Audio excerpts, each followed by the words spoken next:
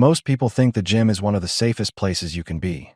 You are surrounded by people, bright lights, security cameras, familiar faces. But sometimes the person stretching a few feet away from you isn't there to work out at all. Tonight you'll hear 3 true stories from people who thought they'd made an ordinary gym acquaintance, until that person became obsessed. One man started hearing his own name whispered outside his bedroom window in the middle of the night. Another woke up to violent knocking and discovered someone was waiting outside his house with a knife. And the last story ended with a desperate sprint through the woods while a stranger chased him in complete silence. These are 3 disturbing true gym horror stories that prove you never really know who is watching you.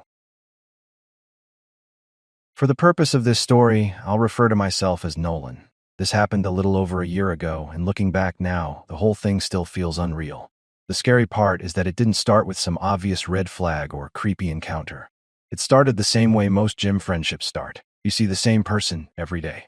At first, they're just another face in the crowd. Then one day you make eye contact and nod.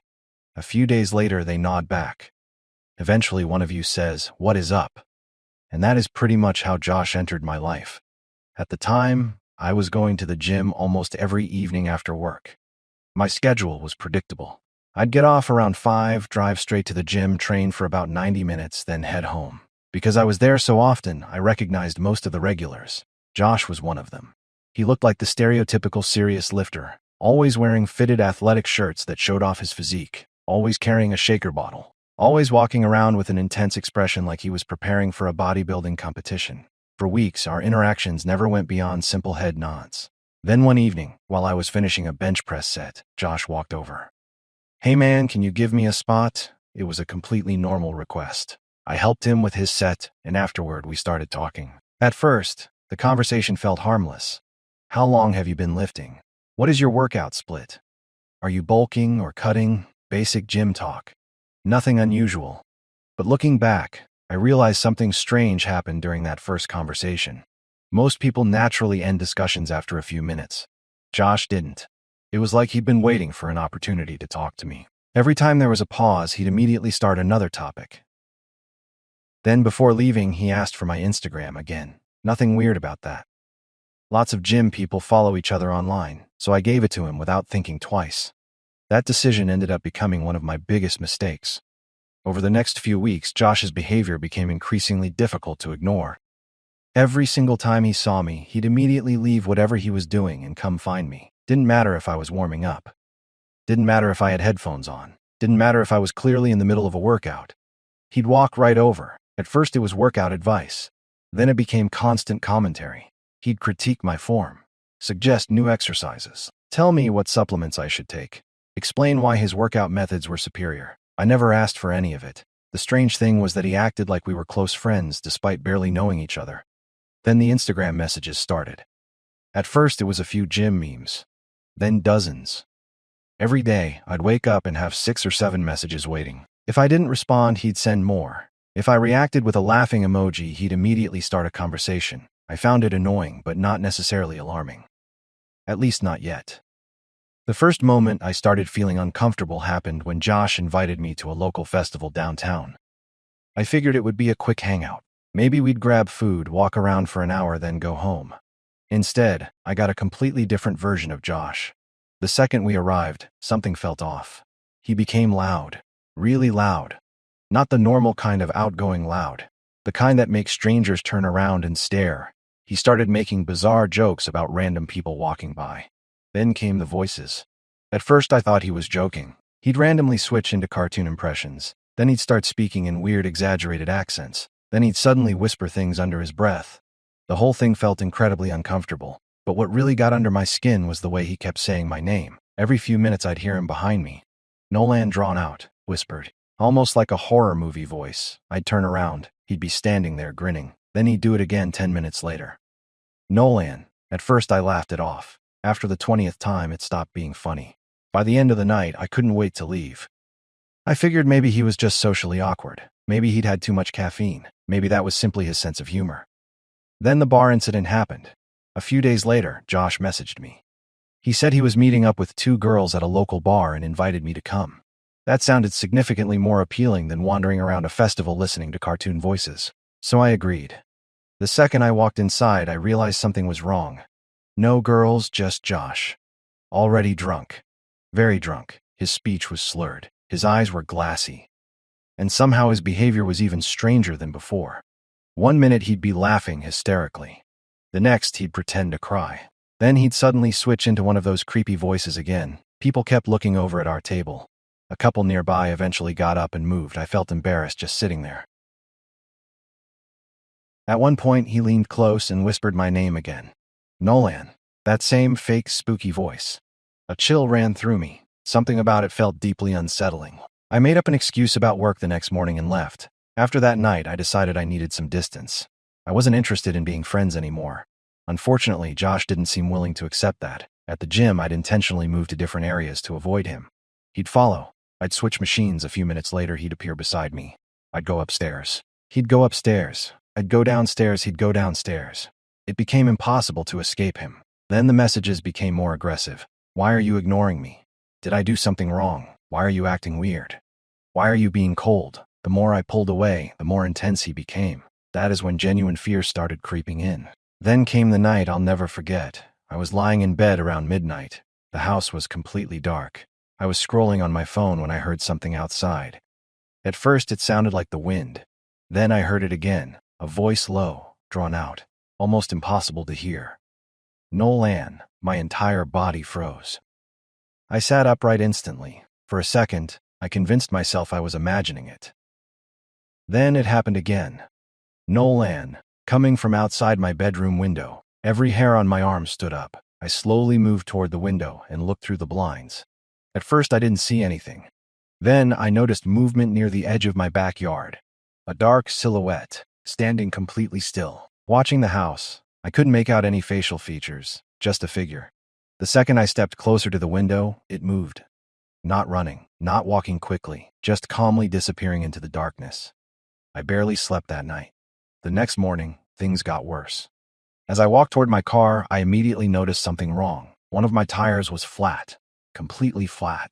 When I got closer, I found a clean slash running through the sidewall. Not an accident, not road damage. A deliberate cut. Someone had done it intentionally. And deep down, I already knew who I suspected. That was the moment everything changed. I blocked Josh on every platform, Instagram, phone number.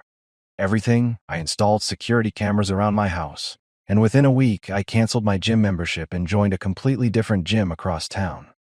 The good news is that I never saw him again. The bad news is that the experience permanently changed the way I view strangers. Because before this happened, I assumed obsessive stalkers were people you met online.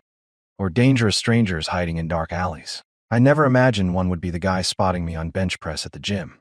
And that is what still bothers me the most. For months, I thought Josh was just another friendly regular. But somewhere along the way, that normal gym acquaintance turned into an obsession. And to this day, I still wonder whether the shadow outside my window that night was actually him, or someone even worse. My name is Luis, and this happened last summer in a small town in Kansas.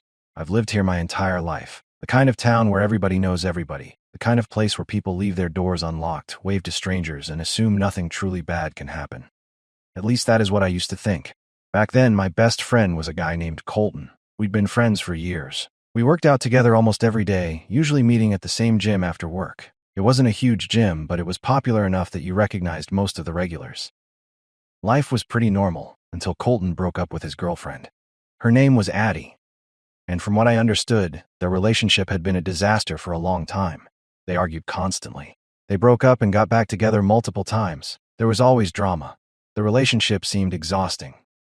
When Colton finally ended things for good, he seemed relieved. Like a huge weight had been lifted off his shoulders. Unfortunately, Addie didn't feel the same way. At first, she blew up his phone. Then she started creating fake accounts to message him, and she'd show up at places she knew he'd be. It was obvious she wasn't handling the breakup well. Still, none of us expected what happened next. It started on a Tuesday night. Colton and I were at the gym doing a chest workout. The place wasn't very crowded, just a handful of people scattered around the building. Everything felt completely normal. Then I noticed a girl walk through the front doors, red hoodie, blue leggings, dark hair. At first I didn't think much about it. People came and went all the time. But after a few minutes, something felt strange. She wasn't working out. She wasn't stretching. She wasn't checking her phone. She was just standing there, specifically watching us. I remember looking at Colton. He noticed it too. We both assumed it was a coincidence. Then she slowly walked toward the women's locker room. The entire interaction lasted maybe 30 seconds. We shrugged it off and continued lifting. About 10 minutes later, we started hearing noises coming from the locker room area. At first, it sounded like someone crying. Not normal crying, not quiet crying, loud, emotional sobbing. The kind that immediately grabs your attention. Several people looked in that direction. Then the crying stopped. A few seconds later, we heard whispering, muffled, unclear, almost like someone was talking to themselves. The sounds continued for several minutes. Nobody knew what was going on. Eventually, the locker room door opened. The girl stepped out, the same red hoodie, the same blue leggings, exactly the same outfit she'd entered with. She hadn't changed into workout clothes. She hadn't worked out. She had apparently spent 10 minutes crying and talking to herself inside the locker room. Then she started wandering around the gym, not exercising, just walking, watching, hovering near whatever area Colton and I happened to be in. The entire atmosphere felt wrong. You know that feeling when your instincts start warning you about someone? That is exactly what it felt like. Eventually, we finished our workout. As we walked outside, I noticed a vehicle parked near the edge of the lot. Its headlights were on. The engine was running, but nobody appeared to be getting in or out. The car just sat there watching. I remember glancing at it briefly before getting into my own vehicle. At the time, I didn't realize how important that detail would become. A few hours later, I was home. My parents were asleep. My younger brother was in his room playing video games. The house was quiet. Around 11:30 p.m., I was lying in bed scrolling through social media when I heard a loud bang. My eyes immediately snapped toward the window. Another bang. Then another. Someone was knocking violently. The sound echoed through the entire house. For a second, I thought maybe it was a prank. Then the knocking became even more aggressive. Boom, boom. The window rattled with each impact. I sat upright in bed. My heart instantly started racing. Then the knocking moved. I heard it shift toward my brother's room. A few seconds later, his window started shaking from the impacts. Then it moved again toward the front of the house. Suddenly, someone was pounding on the front door. Not normal knocking, full force slamming. The kind that sounds like someone is trying to break their way inside. I heard my father wake up, then my mother. Lights turned on throughout the house. Everyone was shouting questions at the same time. What is that? Who is outside? Then came the sound I'll never forget, laughter, high-pitched, wild, completely unhinged. The kind of laughter that instantly tells you something is wrong with the person making it. The laughter echoed through the darkness outside. It didn't sound human. It sounded unstable. Dangerous. At that exact moment, my phone vibrated. I looked down. A text message from an unknown number. The first message read, "You ruined everything." My stomach dropped. A second message appeared. Then a third, then a fourth. I opened them. The sender identified herself immediately. It was Addie. She blamed me for supporting Colton after the breakup. She accused me of turning him against her. She claimed I was responsible for everything. The messages became increasingly disturbing. Then she sent a photo. Even now, I wish I had never opened it. The image showed her hand holding a knife. The blade reflected the camera flash. No caption, no explanation. Just the picture. My father immediately called the police. At that point, nobody in the house was taking any chances. We locked every door, every window, every entrance, and waited. The next 15 minutes felt like hours. The pounding eventually stopped. The laughter disappeared. Everything became quiet again. That silence was somehow worse, because now we didn't know where she was. Was she still outside? Had she left? Was she hiding somewhere nearby? Nobody knew. Then we saw police lights. Several patrol cars pulled into the neighborhood. Officers began searching around the property. A few minutes later, one officer approached our front door. The look on his face told us everything. They had found her. Not down the street, not in another neighborhood, right there, near our house, sitting alone in the grass, waiting. The officers arrested her immediately, and thankfully nobody was hurt. But the entire situation left me with one question that still bothers me. How did she find my address? I had never given it to her. We weren't friends. We barely interacted outside of seeing each other occasionally with Colton. Yet somehow she knew exactly where I lived, exactly where my bedroom window was, exactly where to go. That realization scared me more than anything else, because it meant she had been gathering information long before that night. Looking back now, there were probably warning signs.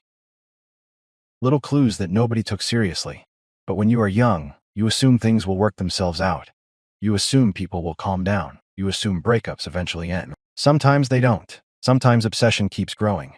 And if the police had arrived even a little later that night, I honestly don't know what would have happened.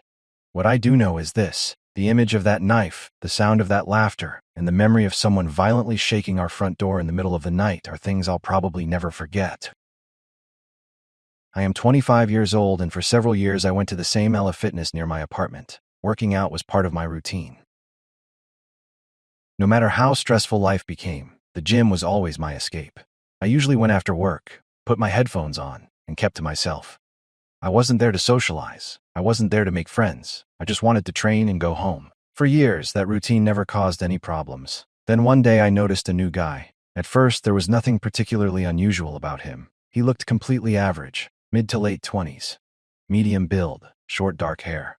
The type of person you'd forget 5 minutes after seeing them. The only reason I started noticing him was because he never seemed to actually work out. Every time I saw him, he'd be sitting somewhere. Not exercising, not lifting, not sweating, just sitting, watching. At first, I assumed I was imagining things. Maybe he was resting between sets. Maybe he was waiting for someone. Maybe he was new and unsure how to use the equipment. But after several weeks, a pattern became impossible to ignore. No matter where I went in the gym, he seemed to be nearby. If I moved to the squat racks, he'd somehow end up sitting on a machine across the room. If I went upstairs to the cardio area, he'd appear there too. If I switched sections entirely, he'd eventually relocate. And every time I looked in his direction, he'd quickly glance away, like he'd been caught doing something. The behavior was strange enough to report. At least not yet. Then one night, something happened that changed everything. I was doing squats near one of the mirrors. Between sets, I happened to glance toward the guy. That is when I noticed his phone. He was holding it at chest level. Not texting, not scrolling, just holding it. And the camera appeared to be pointed directly at me. I froze. For several seconds, neither of us moved. Then he quickly lowered the phone and looked away. My stomach dropped. I couldn't prove he was recording me, but every instinct in my body told me that is exactly what he'd been doing. For the rest of the workout, I felt uncomfortable, exposed, like someone was watching my every move. After that night, I started changing my schedule. Instead of going after work, I'd go much later, sometimes close to midnight. I figured if this guy had a regular routine, switching hours would solve the problem. And for a few days, it worked. I didn't see him. I started convincing myself that maybe I'd overreacted. Maybe everything had been a misunderstanding. Then Saturday happened. A friend invited me out to a crowded bar downtown. The place was packed. Music blasting, people everywhere. The last place on earth where you'd expect to see some random guy from the gym. I was standing near the bar talking to friends when I noticed someone sitting alone in the corner. A baseball cap was pulled low over his face. At first, I barely paid attention. Then I looked again, and my blood ran cold. It was him, the gym guy, sitting completely alone, staring directly at me. Not at my friends, not at the crowd, at me. The moment our eyes met, he didn't look away. He just kept staring, expressionless, motionless, like he'd been watching for a while. An uneasy feeling settled into my chest. I suddenly became aware of how strange the situation really was. This wasn't the gym. This wasn't his neighborhood. This wasn't someplace connected to our routines. Yet somehow he was there, watching me again. I left earlier than planned that night. And for the first time, I started wondering whether the encounters were truly random. 2 weeks later, I got my answer. Near my apartment was a nature preserve with several running trails. I went there often. The paths were peaceful, surrounded by trees, and usually fairly quiet. One afternoon, I decided to go for a run. The weather was perfect. Nothing felt unusual. The trail wasn't crowded. Just a few people scattered throughout the preserve. I started jogging at a comfortable pace. The first 10 minutes were completely normal. Then I heard footsteps behind me. Not unusual. Plenty of people used the trails. I glanced over my shoulder briefly. A man was jogging behind me, too far away to clearly identify. I turned forward and kept running. A minute later, I looked back again. The distance hadn't changed. He was still there. Same pace, same position. Something about it felt odd. I sped up slightly. Not enough to be obvious, just enough to create more space. A few minutes passed, I looked back again. The gap hadn't changed. Not even a little. My heartbeat began to rise. Now I increased my pace significantly. The runner behind me increased his pace too, still maintaining the exact same distance. At that point, panic started creeping in. I turned my head again. This time I got a better look. Baseball cap, same build, same face. It was him. The guy from the gym. My entire body went cold. I immediately picked up speed. The trail ahead curved through a wooded area with very few people around.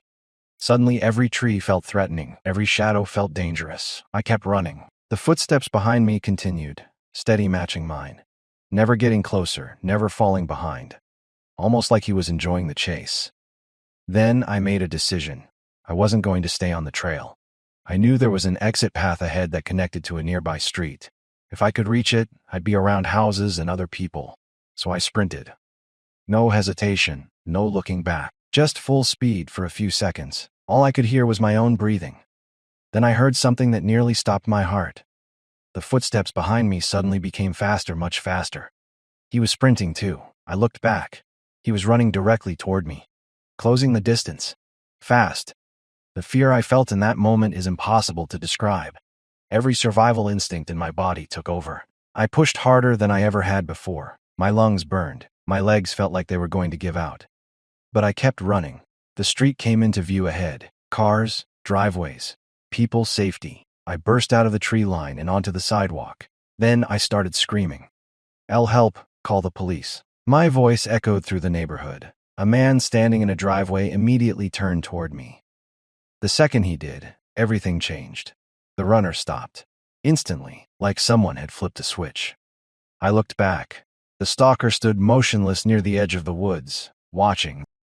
For a few terrifying seconds, neither of us moved. Then he slowly backed away, step by step.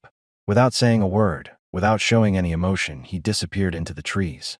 And just like that, he was gone. Police were called. A report was filed. But they never found him. The truly disturbing part came afterward. I never saw him again, not once. He never returned to the gym, never appeared on the trails, never showed up anywhere. It was as if he vanished from existence. A few weeks later, I canceled my gym membership. I joined a completely different gym across town. I changed my routine, changed my running routes, changed several habits I'd had for years. Because once something like that happens, your sense of safety changes forever. Before this experience, I never thought much about the people around me. If someone glanced in my direction, I ignored it. If someone appeared more than once, I assumed it was coincidence. Now I notice everything. The same face twice. The same car twice. The same person standing nearby for too long. Maybe that is paranoia. Maybe it is caution. I honestly don't know anymore. What I do know is this. Some people don't need to say a single word to terrify you. Because the most frightening person I've ever encountered never threatened me, never spoke to me, never touched me. He simply watched, followed, and when he finally decided to run after me through those woods, I became convinced of something I'll probably believe for the rest of my life. If I hadn't reached that street when I did, I might not be here telling this story today. Most people walk into a gym thinking about one thing, their workout. Not stalkers, not obsession, not the possibility that someone they've seen 100 times could become the most disturbing person they'll ever meet. For Nolan, it started with a simple friendship. For Luis, it started with a toxic breakup. And for M, it started with a stranger who never stopped watching. 3 different stories. 3 different people, but they all share one terrifying lesson. The people who scare us most are rarely complete strangers. They're often the people we see every day, the people we trust, the people who slowly become part of our routine. And sometimes, by the time you realize something is wrong, it is already too late. If you enjoyed these true horror stories, be sure to subscribe for more real-life scary encounters every week. And remember, the next person who says, "What is up?" at the gym might not be looking for a workout partner.